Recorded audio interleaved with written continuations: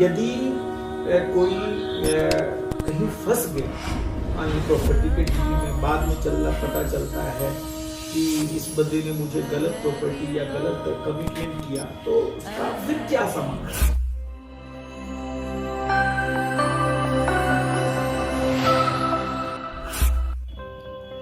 नमस्कार मित्रों, आज हमारे साथ एक लीगल एक्सपर्ट हैं जो कि आपको बताएंगे कि किस तरह से यदि आप कोई प्रॉपर्टी खरीदते हैं, कोई जमीन, मकान या कोई कमर्शियल, तो किन किन चीजों का ध्यान रखना चाहिए।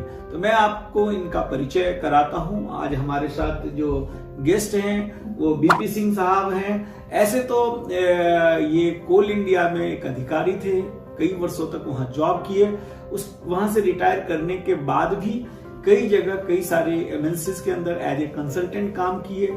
लीगल के ऊपर इनका बहुत अनुभव है, खासकर प्रॉपर्टी के मामले में। हमारी कंपनी के भी ये लीगल सारा यही देखते हैं। तो चलिए सर, स्वागत है आपका। आज हमारे दर्शक के बीच में आपको परिचय आपका करवा रहा था। तो बीपी सिंह साहब हैं। तो सर, मेरा पहला जो सवाल है कि एक नया लोग जब कोई प्रॉपर्टी खरीदता है, नया आदमी जब कोई प्रॉपर्टी देखता है, तो कैसे वो पता करे कि कहां से पता करे कि ये प्रॉपर्टी का पेपर ठीक है कि नहीं, ये कागज ठीक है कि नहीं, ऑथेंटिक है कि नहीं, जिससे कि चीट फंड जो इतना होता है वो ना हो पाए, लोगों के पैसे ना डूबे। क्योंकि लोग अपने कमाई का मैक्सिमम पार्ट जो है रियल एस्टेट में लगाना चाहता है। कई लोग लोन लेके, कई लोग पर्सनल लोन लेके, कई लोग बरसों का जमा पूंजी, और कई बार बहुत सारे कस्टमर हमारे पास आते हैं और वो बोलते हैं कि हमने कहीं प्रॉपर्टी लिया था और वहां फंस गया, मेरा पेमेंट ये हो गया, प्रॉपर्टी गलत निकल गया। क्या कहना चाहेंगे दर्शकों को आप? जी धन्यवाद।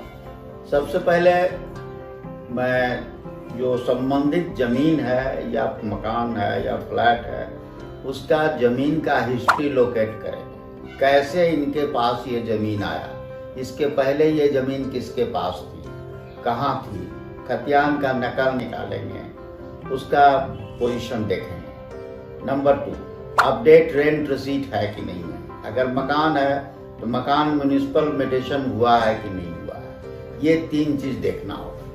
नंबर 2, ये सारे चीज देखने के बाद अगर सब अपडेट रेंट रिसीट भी है, अपडेट म्युनिसिपल मेडिटेशन भी है और जमीन की हिस्ट्री ठीक है, नन आदिवासी लैंड है, छोटाकू टेनेंसी एक्ट के अंदर में नहीं आता है, जनरल लैंड है, तभी उसको आगे बढ़ने के लिए हम सलाह देते हैं। जी, तो आपने सर कहा कि ये सब जो चीज निकालना होगा, हमें पता करना होगा ना, तो कैसे एक नए आदमी को, एक आम आदमी को कहां से ये पेपर निकलेगा कि वो रेंट रसीद पता करे कि अप टू डेट है कि नहीं, या उसका खतियान कैसे पता करेगा, तो कैसे ये चीज का पता चले? जी, अभी तो झारखंड का राजस्व विभाग का भूमि सुधार का अपलोड है कंप्यूटर में, आप वहां से उसको ऑन करके देख सकते हैं। अमुक खाता नंबर, प्लॉट नंबर, थाना नंबर, मोहल्ला क्या है, डिस्ट्रिक्ट क्या है, सारा चीज देख करके जैसे ही कंप्यूटर में आप ऑनलाइन टाइप करिएगा और लैंड का विवरण दीजिएगा,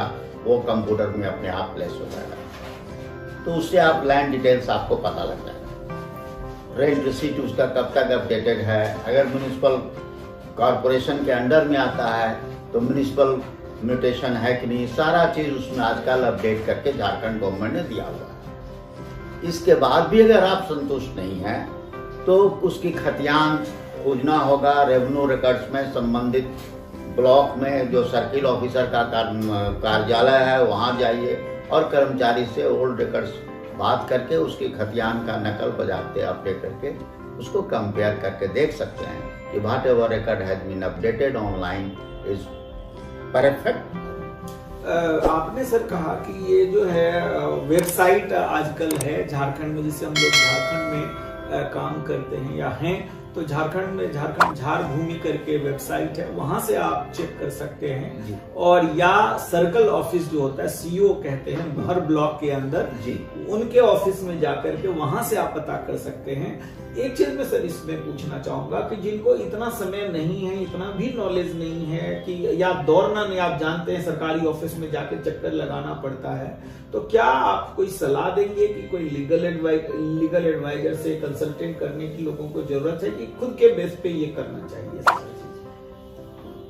खुद के बेस पर तो अगर उतना आप पढ़े लिखे नहीं हैं, लिटरेसी कम है, आप कंप्यूटर में नहीं सर्च कर सकते हैं, भूमि सुधार को रिकॉर्ड को ऑनलाइन नहीं चेक कर सकते हैं, तो कंसर्न जो लैंड एंड रेवेन्यू रिकॉर्ड्स के जो लॉयर्स हैं उनका सलाह ले सकते हैं। तो आपने कहा कि जो लैंड और रेवेन्यू में या सिविल में जो काम करते हैं, आप पता कर सकते हैं, ऐसे लीगल एडवाइजर से, ऐसे एडवोकेट से आप सलाह ले सकते हैं। एक चीज सर मैं आपसे पूछना चाहूंगा कि झारखंड में खासकर या बहुत सारे प्रांत में CNT एक्ट रहता है, तो ये CNT एक्ट है क्या और कैसे हम क्या CNT एक्ट का प्रॉपर्टी लेना चाहिए? बहुत सारे लोग CNT वाला भी जमीन खरीद लेते हैं, बेचते समय कहते हैं जो बेचने वाला रहता, चलो सब लोग बना रहे हैं, सब लोग को देख के हम भी खरीद लेते हैं। तो CNT एक्ट क्या है? क्या CNT का जमीन आम आदमी ले सकता है या नहीं ले सकता है? क्या इस पे आप कहना चाहेंगे? गवर्नमेंट ने आदिवासी संस्कृति को देखते हुए इन लोगों को बचाव के लिए एक एक्ट पास किया जिसको छोटनागपुर टेनेंसी एक्ट बोलते हैं, जो आदिवासी का जमीन नॉन आदिवासी नहीं ले सकता है। ऐसा बहुत सारे ओकेजन्स आए हैं जो आदिवासी बेचारे जो निश्चल हैं, कम पढ़े लिखे हुए हैं, उनका जमीन को बरगला करके नशा खिला करके लोग रजिस्ट्री टेप्पा ले लेते हैं और नॉन जुडिशियल स्टाम्प पेपर पर दस्तखत करा करके हस्तांतरित कर लेते हैं। ऐसे बहुत सारे मौका पूर्व में पाए गए और इसको देखते हुए सरकार ने कानून बनाया कि आप आदिवासी का जमीन नहीं ले सकते। नंबर 2, अब हम आपके दूसरे प्रश्न पर आते हैं कि इसका क्या उपाय है। 2005 के पहले था कि हम मुंसिफ मजिस्ट्रेट के यहाँ सिविल कोर्ट में जाते थे, इनका फिक्सेशन कर दीजिए साहब, कंपनसेशन। हमने इनसे जमीन लिया, ठीक है साहब, अभी हम इसको हस्तांतरित कराना चाहते हैं, कोर्ट में consider for fixation of revenue, इनका कितना रुपया होना चाहिए, हम पे कर देंगे तो फिर वो जमीन मेरे नाम से हस्तांतरित हो जाएगी by the registrar of the concern district. लेकिन 2000 के बाद सरकार ने कानून बनाया कि नहीं हो सकता। तो ऐसे स्थिति में अब यह संभव नहीं है कि जो आदिवासी का जमीन है उसको नॉन आदिवासी लोग हस्तांतरित करा सकें। That means registration bye way of registration they can not occupy.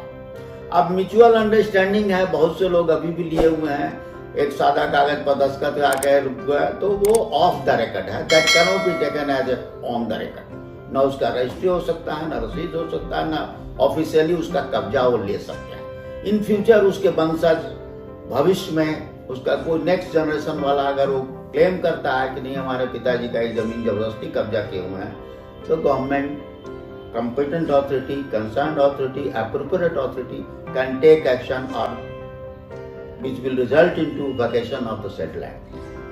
तो मैं दर्शकों से ये कहना चाहूँगा कि झारखंड में यदि आप हैं और कोई भी आदिवासी का जमीन कोई देने का ऑफर करता है तो आपको नहीं लेना चाहिए। आपके लिए रिस्क है और लीगली ये संभव नहीं है कि आप कोई भी आदिवासी का लैंड लें। उनका सम्मान करिए। गवर्नमेंट ने उनके प्रोटेक्शन के लिए ये कानून बनाया है। और सर एक लास्ट में सवाल और मैं पूछना आपसे चाहता हूँ कि यदि कोई कहीं फंस गया, मान ली प्रॉपर्टी के डील में, बाद में पता चलता है कि इस बंदे ने मुझे गलत प्रॉपर्टी या गलत कमिटमेंट किया, तो उसका फिर क्या समाधान? ये तो हम प्रिवेंशन ऑफ प्रॉब्लम बताए, यदि कुछ प्रॉब्लम आ गया तो क्या समाधान करना चाहिए, फिर क्या करना चाहिए? दो बातें मैं कहना चाहूंगा।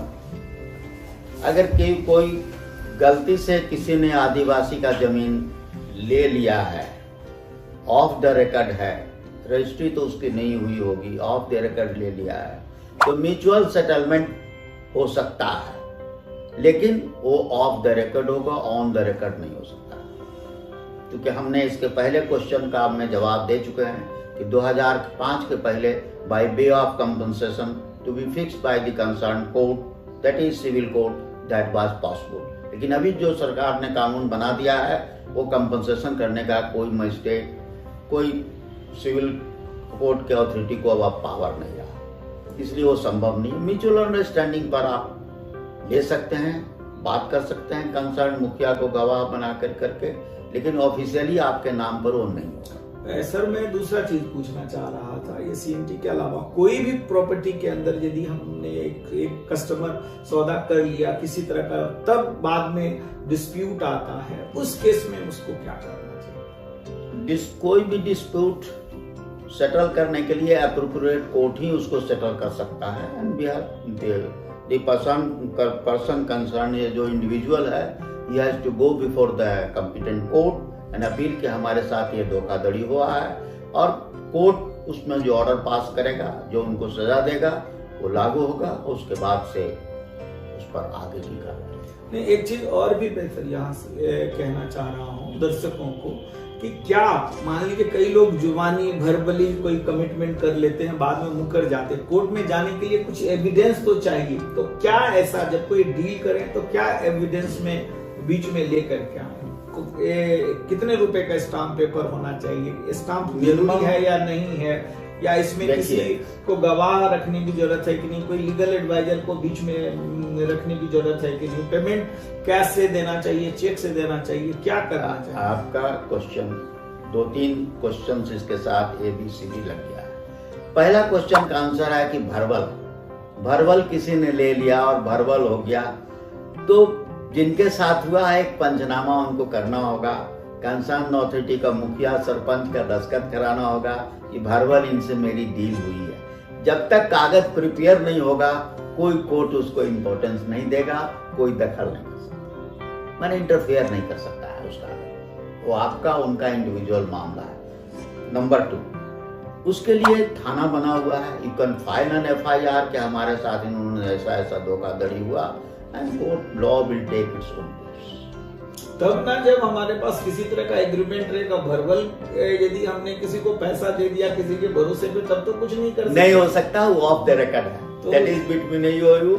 ऐसा काम भूल के भी किसी को नहीं करना चाहिए, खास करके रेवेन्यू रिकॉर्ड में, क्योंकि उसका कोई दवाई नहीं। तो मैं दर्शकों को ये कहना चाह रहा हूँ कि जब आप कोई डील करें तो आप किसी जानकार के साथ मिल करके, किसी वकील से, या एटलीस्ट स्टाम्प पेपर के ऊपर एग्रीमेंट करें जिसमें जो आपका सौदा हुआ है उसका रेट, प्राइस, क्या लोकेशन, क्या खाता नंबर है, प्लॉट नंबर है, क्या मकान नंबर है, क्या गली है, वो सबका ब्यौरा वहां पे देना जरूरी है। हम सबसे पहले आप लोगों को कहना चाहेंगे कि नॉन जुडिशियल स्टाम्प पेपर, जो आजकल ये स्टाम्प होता है, निकालिए, उसमें लिखा रहता है एग्रीमेंट करने वाला का नाम और जिनके साथ एग्रीमेंट कर रहे हैं उनका नाम, वो हमारा गवाह है कि मैंने इस पर्पस के लिए इनसे हम लिया। वो नॉन जुडिशियल स्टाम्प के पेपर के पीछे लिखा रहता है और मोहर और दस्तखत रहता है स्टाम्प वेंडर का, इनके नाम से एग्रीमेंट हुआ, ये बन रहा है, ये बहुत बड़ा विटनेस है, और डेट दिया रहता है। उस डेट का पहले का कुछ है तो वो लागू नहीं होगा, उस डेट का बाद ही का एग्रीमेंट लागू होगा। नंबर 2, एग्रीमेंट पेपर पर आप टाइप करके दोनों का दस्तखत होना चाहिए और दोनों के साइड से कम एक गवाह होना चाहिए, और 100 रुपया का non judicial stamp paper minimum होना चाहिए, तभी होगा। तो बहुत बहुत धन्यवाद, आपने जाना आज बहुत सारी बातें हमने सिंह साहब से पूछा कि किस तरह से आप कोई भी प्रॉपर्टी खरीदते हैं तो आपको किन बातों का ध्यान रखना चाहिए, किस तरह से आपको डील को मैच्योर करना चाहिए। मुझे लगता है ये सब चीज यदि आप अपनाएंगे, पेपर सही तरीके से चेक करेंगे, सही प्रोसेस से चेक करेंगे, सही तरह से एग्रीमेंट कराएंगे, सही तरह से डील करेंगे, तो मुझे लगता है कि आने वाले समय में आपके साथ धोखा कम हो सकता है, आप प्रोटेक्ट कर सकते हैं अपने आप को, अपने मनी को, अपने परिवार को। तो आप सब लोग को यदि ये अच्छा लगे वीडियो तो इस वीडियो को लाइक करिएगा, इस YouTube चैनल को सब्सक्राइब करिएगा और अपने चाहने वालों को शेयर करिएगा। धन्यवाद। धन्यवाद सर आपका। धन्यवाद।